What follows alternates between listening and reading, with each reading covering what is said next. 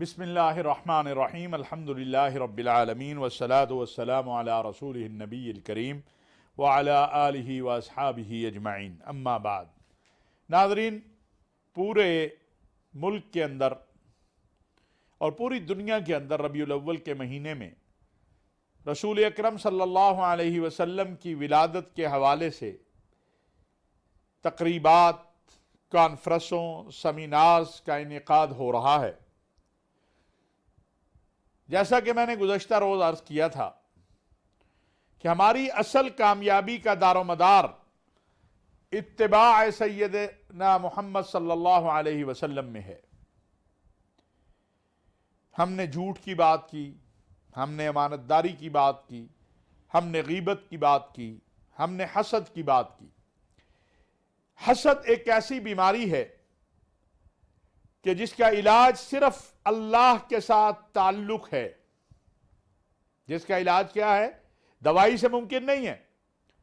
एक ही इलाज है इसका, और इसकी दवाई क्या है कि अपने अल्लाह से ताल्लुक जोड़ना।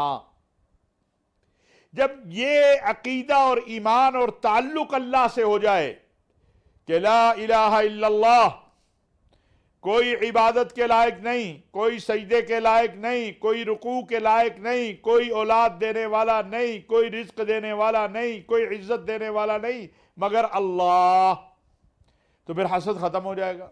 हसद है क्या कि हाय इसके पास क्यों है, ये है हसद। और जब मेरा ये यकीन होगा कि नहीं, इसको भी देने वाला अल्लाह ही है और मुझे भी देने वाला अल्लाह ही है, और मैं ये दुआ करूं कि या अल्लाह तूने इसे दिए, तू मुझे भी दे सकता है, मुझे भी दे दे, इसको और दे दे, मुझे भी दे दे, मुझे भी ज्यादा दे दे, क्योंकि देने वाला कौन है? अल्लाह। और मेरा ईमान है कि अल्लाह की मर्जी के बगैर कोई किसी को ना एक दाना दे सकता है न छीन सकता है। एक चावल का दाना भी कोई इंसान चाहे अपनी मर्जी से किसी को दे दे, नहीं दे सकता। तो जब कोई इंसान किसी को कुछ दे ही नहीं सकता तो फिर उससे हसद क्या करना। जो इंसान इतना कमजोर है कि उसकी सांसें उसके इख्तियार में नहीं, उसका रिज्क उसके इख्तियार में नहीं, उसका रिज्क उसके इख्तियार में नहीं, सब कुछ अल्लाह के इख्तियार में है, और उसके आमाल पे अल्लाह फैसला कर देते हैं, अपनी रहमत और करम से फैसले कर देते हैं। तो फिर हासिद कहा इन्नल हसद याकुलुल हसनात, हसद जो है वो नेकियों को खा जाता है। ये जो हम कहते हैं हाय इसके पास क्यों, उसने गाड़ी ली मैंने भी लेनी, उसने जो है घर लिया मैंने नहीं, ये मुकाबलेबाजी नहीं। कर्जे उठा रहे हैं, परेशान हो रहे हैं, सूद और सूद जैसी लानत जिसको अल्लाह और अल्लाह के रसूल के साथ जंग कहा गया, उसमें हम फंसे हुए हैं। दिन ब दिन ज़वाल पजीर है। तो रसूल अकरम सल्लल्लाहु अलैहि वसल्लम ने हमें जो नेमतें दी हैं सच की, हाँ, अमानतदारी की, इंसाफ, आज अगर हम इंसाफ और अदल को इख्तियार कर लें तो मुआशरे के अंदर जो बेचैनी है वो खत्म हो जाएगी। यहां नफ्सा नफसी है, झूठ से आता है, चोरी से आता है, धोखाधड़ी से आता है, फ्रॉड से आता है, मिलावट से आता है, आना चाहिए। और फिर डॉक्टर साहब बता देते हैं कि आप ये भी नहीं खा सकते, ये भी नहीं खा सकते, ये भी नहीं खा सकते, और वो पैसा जो चोरी से या कब्जे से या धोखे से या फ्रॉड से या रिश्वत से हासिल किया जाता है वो बैंकों में पड़ा रह जाता है, और इंसान जो है कब्र में चला जाता है। औलाद फिर पता नहीं क्या सलूक करे, और उसका जवाब कब्र में हमें देना है। ये वो सच है जिसको सुनने समझने के लिए हमें तैयार होना है। अफसोस है जो हमारे हालात हैं, लेकिन ये हालात बदलेंगे कैसे?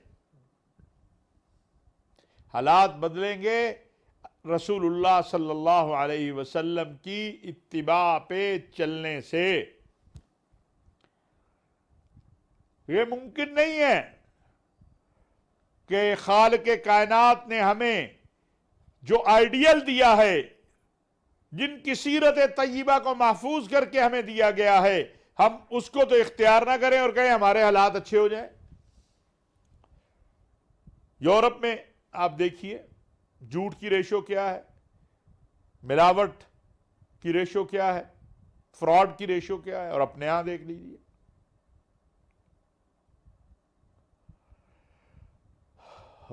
بڑا مشکل ہے لیکن بڑا آسان بھی ہے کہ میں عزم کر لوں کہ یا اللہ جو آج تک میں نے کیا میں اس کی معافی مانگتا ہوں، آئندہ میں رسول اللہ صلی اللہ علیہ وسلم کی اتباع کروں گا، ان کے راستے پہ چلوں گا، اور کہیں پر بھی میں رسول اللہ صلی اللہ علیہ وسلم کی اتباع کو نہیں چھوڑوں گا۔ میں یہ آپ سے وعدہ کرتا ہوں، آپ میری مدد کیجئے۔ اور اللہ نے قرآن میں کہا ہے وَمَن يَتَوَكَّلْ عَلَى اللَّهِ فَهُوَ حَسْبُهُ، جو اللہ پر توکل کر لیتا ہے اللہ اس کے لیے کافی ہو جاتا ہے۔ ایک بار اللہ کی طرف بڑھ کر تو دیکھیں، ایک بار یہ حسبنا اللہ کہہ کر تو دیکھیں، ایک بار یہ رشوت، یہ سفارش، یہ جعل سازی، یہ فراڈ۔ ایک ہمارے ڈی جی ہیلتھ تھے، وہ کہا کرتے تھے کہ دنیا میں کسی کے میڈیکل سٹور میں جاؤ تو ممکن ہے 1 سے 2% دوائی جو ہے اس کے بارے میں یہ احساس ہو کہ ممکن ہے اس میں ملاوٹ ہو، یہاں پر تو 70 سے 80% جو دوائیاں ہیں وہ ملاوٹ والی ملتی ہے۔ کہاں جائیں؟ اور یہ کرنے والے کون ہیں؟ کوئی یہودی تو نہیں ہے، کوئی نصرانی تو نہیں ہے، کوئی مجوسی تو نہیں ہے، ہم ہیں۔ اور زیادہ اور زیادہ اور زیادہ، اور ایک دن قبر میں چلے جاتے ہیں اسی اور زیادہ کے چکر میں۔ اسی طرح انصاف ہے، معاشرے تباہ تب ہوتے ہیں جب طاقتور کو اس کی مرضی کا انصاف ملے، جو وہ چاہے اس کو مل جائے، اور جو کمزور ہے اس کے ساتھ کوئی انصاف کا معاملہ ہی نہ کرے۔ آج یہی ہمارا حال ہے، طاقتور جو چاہے کر لیتا ہے اور کمزور تر ہو گیا ہے۔ 70% پاکستان سیلاب کی کیفیت میں ہے۔ ہم نے اپنے بھائیوں کی مدد کے لیے کیا کیا؟ یہ وہ سوال ہے جو ہمیں اپنے آپ سے کرنا چاہیے۔ ہم نہیں کرتے ہیں، نہیں کرتے، سچ یہی ہے۔ سردیاں آ رہی ہیں، مجھے یہ تو فکر ہے کہ میں اپنے بچوں کے لیے سردیوں میں گیس کا کیسے بندوبست کروں۔ اور میں آپ کو سچی بات بتاؤں، یہ ابھی وزیر اعظم صاحب نے کہا کہ گیس کا بندوبست نہیں ہو رہا۔ اگر عمرا طے کر لیں، اگر ہم گیس کو ضائع کرنا بند کر دیں تو ممکن ہے بہت سو کا بھلا ہو جائے۔ گیس پائپ لائن میں پتہ نہیں کیا کیا آلات لگا دیے جاتے ہیں تاکہ میرے گھر کی گیس زیادہ ہو، محلے میں جس کا جو مرضی۔ حالانکہ جو اچھا مسلمان ہے وہ تو اپنے پڑوسی کے لیے اچھا ہوگا تو اچھا مسلمان بنے گا۔ وہی مسلمان اچھا ہوگا جو اپنے پڑوسی کے لیے اچھا ہوگا۔ اللہ تعالی ہمیں ایسا بنا دے۔ ناظرین و سامعین، آج میں کچھ باتیں آپ سے اپنے دل کی کرنا چاہتا ہوں۔ پاکستان کا قیام لا الہ الا اللہ محمد الرسول اللہ کے کلمے پر ہوا تھا۔ ہندوستان میں ہمیں نمازوں سے کوئی نہیں روکتا تھا، ہمارے بڑوں کو، لیکن وہاں پر محمد عربی صلی اللہ علیہ وسلم کا نظام نہیں تھا۔ قائد اعظم محمد علی جناح سے پوچھا گیا تھا کہ آپ کا منشور دستور کیا ہے؟ انہوں نے فرمایا کہ ہمارا منشور دستور 1350 سال پہلے آ چکا ہے، اور وہ قرآن کریم ہے، سنت رسول اللہ صلی اللہ علیہ وسلم، جسے عملی طور پر خلفائے راشدین کے دور میں نافذ کیا گیا۔ پاکستان کو بھی ایک ایسی ہی ریاست بنانے کے لیے بنایا گیا تھا کہ جہاں پر انصاف گھر کی دہلیز پر ملے، انصاف خریدنا نہ پڑے، جہاں ظالم ظلم کرنے سے پہلے یہ سوچے کہ منصف کتنا مضبوط ہے، مظلوم کی آہ جہاں رب کے دربار میں جلد پہنچ جاتی ہے، وہاں پر جو دنیا میں منصف بیٹھے ہیں وہ بھی اس کی آواز پر گرفت میں ظالم کو لے لیں گے۔ لیکن دن بدن مختلف اداروں کو کمزور کیا گیا اور آج صورتحال ہمارے سامنے ہے۔ ایک ادارہ پاکستان کا جو پاکستان کے استحکام کی، پاکستان کی سلامتی کی بنیاد ہے، وہ افواج پاکستان ہے۔ کوئی بھی مشکل مرحلہ آئے، ایک دفاع تو ان کی ذمہ داری ہے اور الحمدللہ وہ اپنی ذمہ داری کو پورا کرتے ہیں۔ وہ اپنی قوم کے ساتھ آ کے کھڑے ہوتے ہیں۔ ابھی سیلاب میں آپ دیکھ لیں کہ میرا فوجی جوان ایک طرف بکری اٹھائے ہوئے ہے، اپنے ہم وطنوں کے املاک اٹھائے ہوئے، اور دوسری طرف وہ فوجی جوان جو ہے وہ جس کے وہ املاک ہیں اسے اٹھائے ہوئے۔ سب سے پہلے وہ پہنچتا ہے اور اپنے ہم وطنوں کی مدد کرتا ہے۔ ایک پلان ہے۔ عالم اسلام کے طاقتور ترین ممالک جس طرح تباہ کیے گئے آپ کے سامنے ہیں۔ لیبیا ہے، عراق ہے، شام ہے، یمن کی صورتحال ہے، مصر میں جو کچھ ہوا، اب الحمدللہ وہاں حالات بہت بہتر ہیں، اور مصر کے موجودہ صدر جس طرح اپنے ملک کے اندر اپنی قوم کے لیے ترقی کی طرف اپنے ملک کو لے جا رہے ہیں وہ قابل قدر ہے۔ پاکستان میں وقتاً فوقتاً یہ کوشش ہوتی ہے کہ پاکستان کی قوم اور فوج کے درمیان ایک بعد پیدا کیا جائے۔ جن لوگوں نے ماشاء اللہ لگائے وہ درست لگے، غلط لگے، اس پہ بہت باتیں ہوئی ہیں، لیکن گزشتہ چند ماہ کے دوران ہم یہ دیکھتے ہیں کہ جس انداز سے پاکستان کی فوج کو اور پاکستان کی فوج سے متصل اداروں کو اور سپہ سالار کو نشانہ بنایا جا رہا ہے، یہ کبھی پاکستان میں نہیں ہوا۔ بہت ساری حقائق میں سے یہ حقیقت بھی ہے کہ اس میں پاکستان کے اندر سے کم اور باہر سے بہت زیادہ لوگ ملوث ہیں۔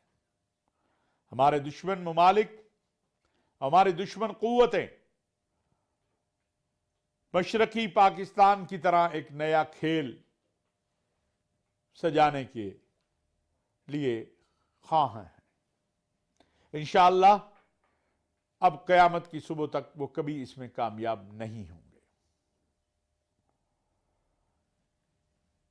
پاکستان میں 2013 میں عمران خان صاحب نے دھرنے شروع کیے۔ بہت سے لوگوں کا خیال تھا، ایک وقت ایسا بھی آیا ایک رات کہ جس میں یہ خیال کیا جا رہا تھا کہ فوج مارشل لا لگا دے گی یا میاں نواز شریف صاحب کی حکومت کو ختم کر دیا جائے گا۔ لیکن اس وقت کے فوج کے جو ذمہ داران تھے، جن میں corps commander Rawalpindi general Qamar Javed Bajwa صاحب جو موجودہ سپہ سالار ہیں، ان سب کا موقف تھا کہ پاکستان میں جمہوریت کو آگے بڑھنا چاہیے۔ 2018 میں عمران خان صاحب کی حکومت آئی، پاکستان دیوالیہ ہونے کے قریب تھا۔ جنرل قمر جاوید باجوہ صاحب کی کوششوں اور محنت سے، اور میں آج یہ بات کہنا چاہتا ہوں کہ ہمارے دوست ممالک نے جا کر، اللہ ان کو جزائے خیر دے، IMF اور امریکہ سے بات کی اور عالمی دنیا سے بات کی، اور پاکستان کی پشت پر آ کر وہ بھرپور طریقے سے کھڑے ہو گئے۔ حالانکہ انہیں یمن کے معاملے میں پاکستان سے شکوہ تھا، لیکن انہوں نے پاکستان کے استحکام کے لیے پاکستان کا بھرپور ساتھ دیا، اور اس کا سبب پاکستان کے سپہ سالار جنرل قمر جاوید باجوہ صاحب بنے۔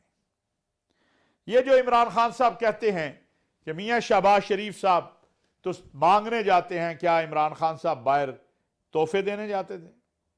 عمران خان صاحب بھی مانگنے ہی جاتے تھے.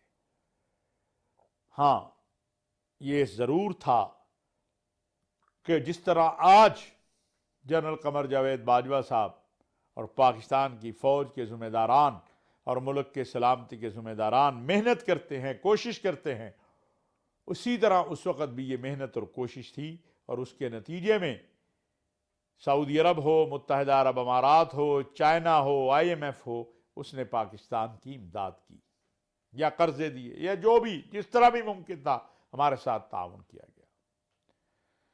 2021 میں بھی ہمارے دوست ملکوں نے ہمیں تنہا نہیں چھوڑا. ابھی جب پھر ایک بار خطرات سر پہ منڈلا رہے تھے، اور یہ حقیقت بات ہے کہ جون میں اگر صورتحال کو کنٹرول نہ کیا جاتا تو پاکستان ڈیفالٹ ہونے جا رہا تھا، اور یہ بات اب سب کو معلوم ہو چکی ہے. ان حالات میں پاکستانی فوج کے سپہ سالار نے پھر ایک بار پور کردار ادا کیا، اور وزیر اعظم پاکستان کے ساتھ مل کر میاں شہباز شریف صاحب کے ساتھ پاکستان کو اس صورتحال سے باہر نکالا. یہ تانا زنی بڑی آسان ہے کہ باہر سے مانگنے جاتے ہیں، لیکن یہ حقیقت ہے کہ ہم قرضے لے کے، امدادیں لے کے ایک ایسی جگہ پہ آگے کھڑے ہو گئے ہیں جہاں اب ہمیں فیصلہ کرنا ہے کہ پاکستان کو آگے لے کے کس طرح جانا ہے. آپ کے دوست ایک بار آپ کی مدد کریں گے، 2 بار، 4 بار، 10 بار، 75 سالوں میں کتنے مرحلے آئے، ہمارے دوست ہمارے ساتھ کھڑے ہوئے. ہم اپنے سسٹم کو ٹھیک نہیں کر سکے کہ بجائے ہم امداد مانگیں، بجائے ہم قرض مانگیں، ہم پاکستان کے اندر استحکام لائیں جہاں پر جو ہے انویسٹمنٹ کے لیے لوگ آئیں، اور ہمارے عرب اسلامی ممالک سے ہی اربوں ڈالر کی انویسٹمنٹ کرنے کے لیے لوگ پاکستان کے لیے موجود ہیں. بزنس کمیونٹی کا اعتماد. افسوس کی بات ہے کہ ہم اس طرف آگے نہیں بڑھ رہے. وزیر اعظم میاں شہباز شریف صاحب کی کوشش ہے اور وہ اس کے لیے محنت کر رہے ہیں، لیکن ملک میں سیاسی استحکام بھی بہت ضروری ہے. ہم دیکھتے ہیں کہ روز و شب عمران خان صاحب کا غصہ جو ہے وہ بڑھ رہا ہے، کیونکہ ان کو بتا دیا گیا ہے کہ الیکشن سیاسی جماعتوں نے فیصلہ کرنا ہے، فوج نے نہیں، اور یہی ان کے غصے کی وجہ ہے. اور اس غصے کی بنیاد پر وہ اور ان کے ساتھی تمام جو ریڈ لائن ہیں قوم اور ملک کی، اس کو کراس کر رہے ہیں. ہمارے لیے ہماری ریڈ لائن ہمارا دین ہے، ہمارا وطن ہے اور ہماری فوج ہے، جو اس ملک کے استحکام اور سلامتی کے لیے شب و روز محنت کرتی ہے.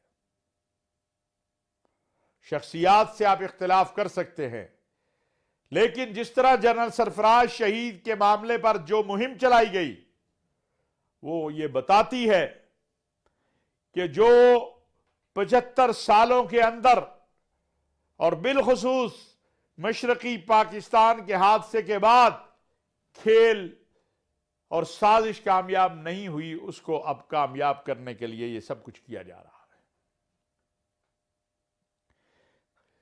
قوم کو حقیقی آزادی کا نعرہ دیا جا رہا ہے. کون سی آزادی؟ پھر کہا جاتا ہے ہم بڑے بے بس تھے تو آپ اقتدار میں بیٹھے کیوں رہے؟ اگر آپ بے بس تھے آپ اقتدار چھوڑ دیتے. عظیم لوگ اقتدار نہیں اقدار کے لیے جدوجہد کرتے ہیں. آپ کہہ دیتے کہ ہماری بات نہیں مانی جا رہی، جو ہم مشن لے کر آئے تھے احتساب کا، انصاف کا، وہ نہیں مانا جا رہا، لہذا ہم اقتدار چھوڑ کے دوبارہ عوام کے پاس جاتے ہیں. آپ تو اب بھی کہتے ہیں مجھے اقتدار سے نکالا گیا، تو جب آپ بے بس تھے تو پھر آپ اقتدار پہ بیٹھے کیوں رہے؟ کیا اس سوال کا جواب کبھی آپ قوم کو دیں گے؟ اور آپ کے ساتھیوں نے جو مہم اب ملک کے سلامتی کے اداروں اور افواج پاکستان اور سپہ سالار کے خلاف شروع کی ہے، یہ کسی صورت قابل قبول نہیں ہے، نہ اس کو قبول کیا جا سکتا ہے۔ آپ کو یہ سلسلہ روکنا ہوگا۔ پاکستان میں مقبول ترین پاک فوج ہے۔ اب پاکستان کی قوم اپنی فوج سے محبت کرتی ہے۔ ایسا نہ ہو کہ قوم کے احساسات اور جذبات اس سارے عمل میں صبر کا دامن چھوڑ دے۔ پاکستان کو امن کی ضرورت ہے، استحکام کی ضرورت ہے، داخلی خارجی محاذوں پر ہمیں بہت محنت کی ضرورت ہے۔ سوات کے حالات الارمنگ ہیں۔ انشاءاللہ اس پہ کل بات کریں گے۔ وما علینا الا البلاغ۔